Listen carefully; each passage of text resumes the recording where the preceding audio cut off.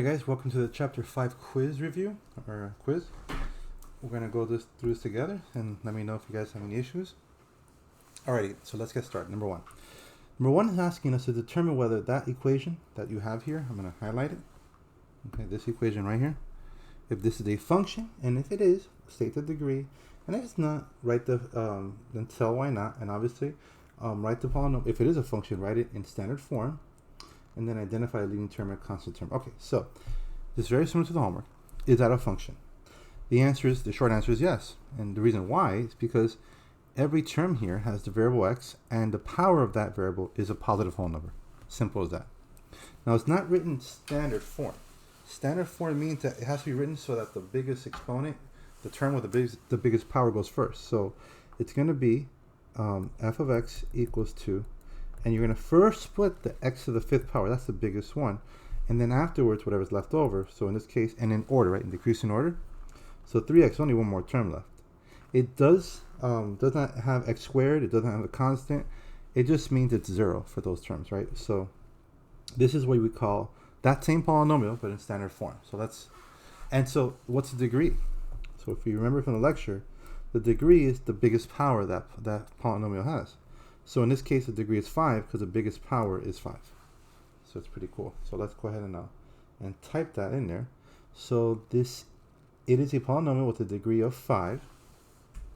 And then it says here, write in standard form. So that means we're going to have to type this up like this in order from greatest degree to the lowest degree. So it's going to be x to the 5th and then plus 3x.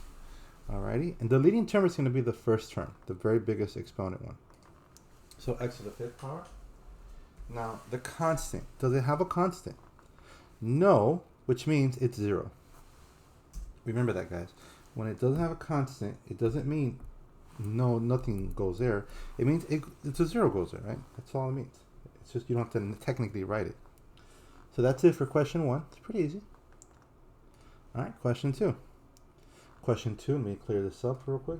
I don't want to keep having this. Question 2 says here, it's, I removed it, so that's good, right? Question 3. So, I wonder. I'm going to tell you what, I'm going to answer this question, guys. I'm going to leave it in factored form, and at the very end, if it's wrong, then you'll know you have to FOIL it out, okay? And I'll explain to you if it's wrong, I'll explain to you what I mean by that. So, let's recall, this is from the notes, again, from the lecture. Let's recall that the solutions to the problem, which in this case, the solution is 8 and 1. These are my solutions. Those solutions are the solutions to factors. So since there's 2 answers, or 2 solutions, we have 2 factors. That was the original equation, right? So y equals, and it had 2 parentheses. If the solution is 8, what would the factor have to be? Well, what would it have to be? It would have to say x plus or minus something, so that when I plug in 8, it gives you 0.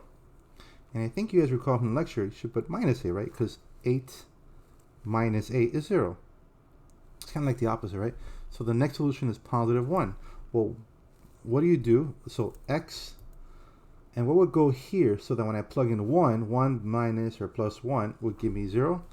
The answer would be minus 1, right? So that if I were to replace this x with 1, it gives me a 0. I also notice something important, the multiplicities. I'll do it in a different color now. The multiplicities are the powers of these factors. So what's the exponent for this one? 1. And what's the exponent for the other one? 2. And we're done. So this is one possible equation that will have those 2 solutions, those 2 zeros, right? The solution for this factor is 8. The solution for that factor is 1. And this particular factor, number 8, has a multiplicity of 1, or this solution has a multiplicity of 1, and this solution, which is positive 1, right, has a multiplicity of 2. So we're going to go ahead and put that. I'm going to write it like this. Now, I'm not sure if it'll mark it wrong, because it may want me to do this, right? It may want me to like multiply this out. I'll start with this one first. That's x squared minus 2x plus 1. And then distribute this out. It may make me do this. And if it's the case, I'll actually do it for you at the very end, okay? So for now, I'm just going to leave it like that. So let's go ahead and put that answer in there. X minus 8 and then x minus 1 squared. Alrighty, next question. Let's clear the drawing board. Oh, okay, so this is gonna be, we're gonna do a process of elimination here. We're gonna notice that the graph is pointing down on both ends, so that means it has to be negative in the very front. So we know, for example, A is not negative there, so it's not A. It is negative for B, it is negative for C, D, E, but not for F. I got rid of those two. So I can get rid of those two because you know it's pointing down, so it has to be a negative in the front. Next, I'm going to look at each x-intercept. So this solution is negative 2. That means that the parentheses is x plus 2, right?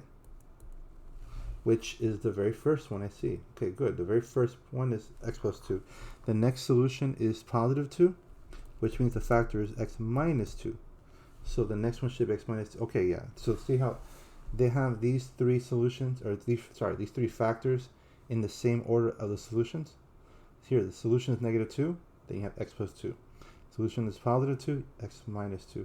Solution is positive 4, x minus 4. Okay, perfect. So all the factors are in order. The question is, what power does those factors have, or what's the multiplicity? Well, the multiplicity of these zeros depend on whether it crosses the x-axis or bounces or touches it. In these two cases, it's crossing. It's going through the x-axis. So it has to have, remember, an odd exponent. In this particular case, it's touching it. It's like bouncing off of it. That has to have an even multiplicity. So we know that it has to have this form. At least we know it's going to be negative 1 over 16, because they all have that, right?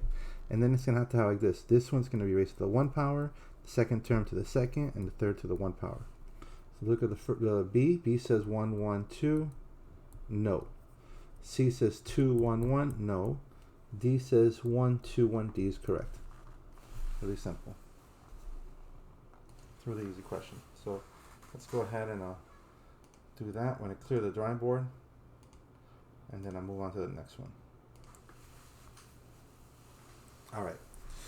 Okay, good. This is just asking for a domain. So remember, domain restrictions, we're using restrictions here.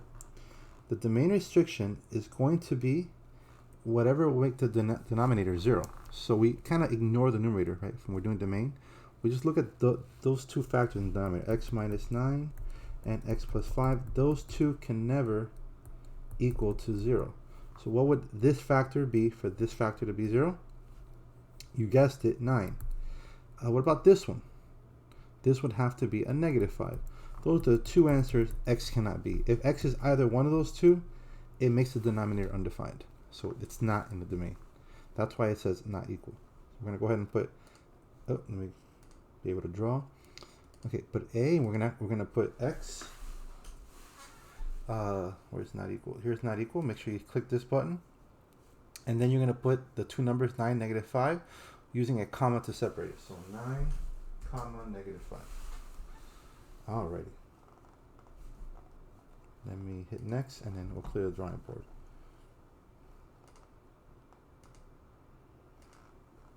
Alright, perfect. So, this question here, it starts off with graphing right away. Okay, so let's look at this equation a little differently. It's 1 over x plus a 9. That positive 9, I'm gonna write it so it looks differently. We didn't move it. We just kind of, we did, but we didn't really move it to the other side. That's what I meant to say. So it's still positive 9. This is a transformation. You should hopefully remember chapter 3, whether this means it goes up, down, left, or right, since you're adding outside. And you guys probably figured out it's going up 9, right? That's what the plus 9 means. So which one of these graphs looks like it's going up 9? Clearly B. If yours says negative 9 here, guys, it means yours is going down, etc. Okay? But mine's going up, obviously. So I'm going to put B. All right, the next one. The next one's asking me for the domain. So I only focus on the equation again. So y equals 1 over x plus 9. The plus 9 is irrelevant. What's the issue is the denominator. This can never be 0. So what would x have to be for this fraction to be having a 0 down there? And the answer is 0. Because if you plug in 0 into this variable, it's no longer going to be defined. It's going to have that undefined case. So x cannot equal to 0. So it's only one number. So let's go ahead and type that in there. The domain of the given function is x cannot equal to 0. Alrighty. B, the range of the function. So now, I'll tell you how to do it quickly, but it's something you have to remember. It's helpful to look at the graph, but this is going to be my range restriction when it's very simple, okay? So y cannot equal to whatever is this number. In this case, it's 9, right? So it's going to be y cannot equal to 9. But if you're not too sure and you want to see it for yourself, I'm going to go ahead and just make this graph bigger. Let me create this drawing. All right, so let's look at the graph real quickly. See this horizontal asymptote? It's never actually touching it in this particular case because it's a very simple function. So it's going to be that every single y value is accounted for except for this y value. Well, what y value is that?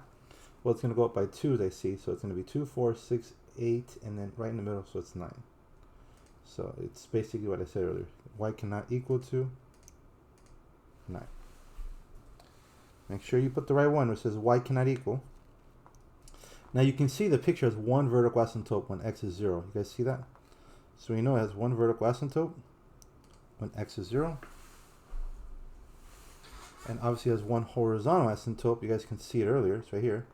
When y equals 9. So if you guys saw the lecture, you'll see this is pretty easy and very redundant. Y equals 9. And then of course the oblique asymptote, it doesn't have one because this horizontal line is horizontal. It's not oblique. Oblique means slanted, that the horizontal line is a little bit slanted. It's not slanted, it's horizontal. So you'll put it's no oblique. You cannot have two. You can't have both a horizontal line and an oblique line. It's either or, okay? It's either the horizontal line is horizontal or that asymptote is oblique, which means it's a little bit slanted. It's not technically perfectly horizontal. So that's what that means, okay? So it's obviously no oblique. And then we're hitting the next one. Ready for the next question? Oh, let me clear this up. Wait, did it go to the next one? Let me go back for a second. Yeah, I just answered this one. Okay, so we're going to go on to number 7. Number 7. Number 7 is asking us to find vertical, horizontal, and oblique asymptotes. So let's start with the vertical. The vertical is all about that denominator being, well, cannot equal to 0, right? So we have to factor everything. So let's go ahead and, I'm going to help you factor this. X to the 4th power, let me put the drawing. X to the 4th power minus 81 can be factored in the following way. X squared, because basically what I'm doing basically, guys, is converting this into a difference of two squares is a sum and difference of the bases, right? Like I'm sure you've seen this before. A squared minus b squared equals a plus b times a minus b. That's basically what I'm doing. So kind of in your mind you can think of I'm square rooting each of these, and that's what a and b is going to be. So the square root of x to the 4th is x squared. Square root of 81 is 9, right? So it's x squared plus 9, x squared minus 9. Now I'm just, factoring this out so you guys can see this. This is another difference because it's subtracting. This is another difference of two squares. So it's going to be, let's square root each of these real quickly. X plus 3, x minus 3. Now if they're adding in the middle, that's not factorable. We'll leave it alone. So finally, the denominator is this crazy mess, right? It's a beautiful mess, actually. And the numerator is still 3x squared. Okay? Now, let's continue. Can I cancel anything out? Can I simplify anything? And the answer is no, you can't. The top can never cancel anything with the bottom because 3x squared is not the same thing as anything down there. Some people go, oh, I'm going to cancel the x squares. You can't, because x squared plus 9 down here is not the same as 3x squared. They have to be identical to cancel out in its entirety. So, for example, this is a parentheses there. Since they can't cancel out, then whatever will make these factors down here 0 are also not only the main restrictions, but they're also vertical asymptotes. Now, careful. Before you say, oh, there's 3 answers, careful. This has no solution. It's impossible for x squared plus 9 to ever be 0. X squared is always positive because you're squaring it, and then you're adding 9 to it. So it's going to always be bigger than 0. So this has no solution. So we're going to ignore it. But these two do. X could be, well, x can technically not equal to -3 for that one and +3 for the other one. These are my domain restrictions, right? So my vertical asymptotes are going to be, if you guys remember from the lecture, x equals to -3 and 3. Both of them are going to be the vertical asymptotes. So we're going to say as 2b, let me put the drawing thing out, so it's b. The leftmost one is the -3, right? So x equals -3. Since -3 is to the left, and the rightmost one is x equals 3. Simple enough. So we're done. This is all the work I had to do to find the vertical asymptotes. Horizontal asymptotes, you guys recall from the lecture, when the denominator has the bigger degree, remember we have to compare degrees. We compare the degree of the numerator with the denominator. Degree up here is 2, and degree down here is 4, right? When the denominator is bigger in the bottom, automatically it has horizontal, so it's not oblique. It can't be oblique, it's horizontal. And it's a very specific formula. It's y equals 0, it's the x-axis. The x-axis becomes the horizontal asymptote. So this one's pretty easy.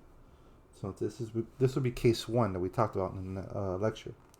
1 horizontal at y equals 0. And then of course that means it's not oblique. Okay, so we're going to put C. Alrighty. We're going to go, let me clear this up real quick. And let's hit next. 8 I removed. Okay. I removed 9. Okay, I removed 10. 11. All right, let's get to 11. So to do 11, we have to remember this stuff from class. We're going to take x, well, not from class. Yeah, we kind of did this in class, sort of. Not this particular level, but we kind of did something like this with quadratics. I'm going to do this algebraically, guys. If you saw the lecture, it's going to be me, each of the solutions. So in this case, the solution is -7, and for this one is 2.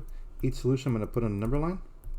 Then I'm going to test each region. There's 3 regions, okay? I'll call this region 1, region 2, region 3. I'm going to test each region and determine whether that number I plug in for that region is going to be positive or negative. I don't care what number it is, so I don't know if it's positive or negative. So for region 1, I'm going to test a number to the left of -7. So like -10. I'm going to test -10. For region 2, a number between -7 and 2, I'll test 0. Why not? I'm going to test these values, right? And then for region 3, a number after 2, let's try 5. It doesn't matter what I pick.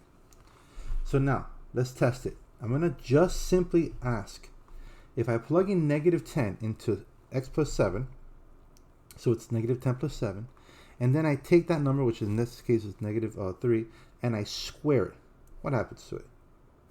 It becomes a positive number, no matter what. Actually, it's always positive, right? Now let me plug in -10 into this one. -10 is going to be plugged into x minus 2.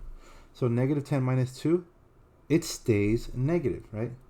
What do you get when you multiply a positive times a negative? You get a negative solution. So this is going to be a negative region. Okay? We're going back to the second case. How about the case when I plug in 0? Let's find out. 0 plus 7 is obviously 7, positive, and the square stays positive, so boom, positive. And then 0 minus 2 is negative. So it's positive times a negative number. It's going to be a negative overall. So we know it's going to be negative again. And last but not least, we're going to plug in 5. Well, 5 plus 7, if I square that, even if it's without squaring it, it's always going to be positive, right? Because 5 plus 7 is positive times, and what about 5 minus 2?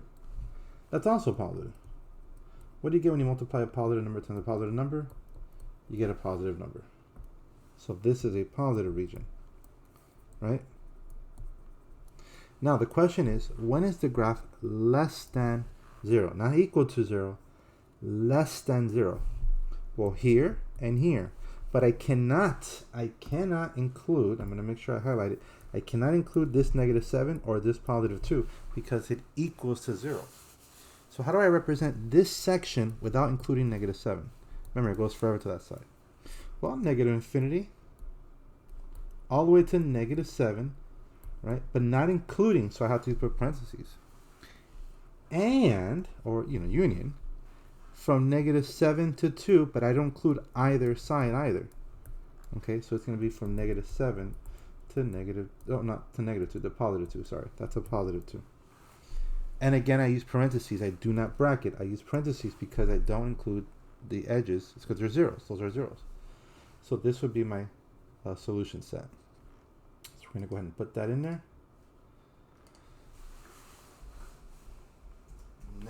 infinity. It's not working, is it? Yeah, it is. To -7 union -7 to 2. Alrighty. That's number 11. Let me make sure I typed it right. Always double check your work. I don't want, the last thing I want is to get it wrong, but I typed it wrong. So it looks for it. So now I'm going to clear this drawing board. Moving on to the next one. All right, so this one, we're going to do pretty much the same thing we did a second ago, right? We're going to x plus 9, x minus 8. That's the question. I'm going to make it a little larger. Now remember, we're going to actually do both for the numerator. What would make this equal to 0? What will make the bottom equal to 0? We're going to do both of them. So for the top, it's clearly -9. We'll make that a 0, right? So I'm going to just circle -9 for a moment. And the bottom, blank minus 8, clearly 8 minus 8 is 0. So there's two numbers. I'll put it in order. -9 and +8. Now, I technically can include, like this -9 is a solution. It's a 0. It's the numerator. The numerator could be 0. The denominator cannot be 0, so I open circle it. Now, in this particular case, it doesn't matter because look at the inequality. It's not including 0. So regardless, I don't care about -9 being inclusive. Technically, meaning that it's a 0 because the equation doesn't want zeros. But if it did, you'd have to recall that -9 is a solution, meaning it equals to 0 at that point. All right, so let's continue. I don't want to confuse you guys. This is region 1, 2, and 3. I'm going to test each region with a different number. For region 1, I'm going to test, why not -10, right? From -9 to 8, let's test 0. I like to test 0. And then after 8, let's test +10. Now, I don't really care much what the number is, just the sign. So I'm going to plug in -10 in the fraction. Let's start with the numerator.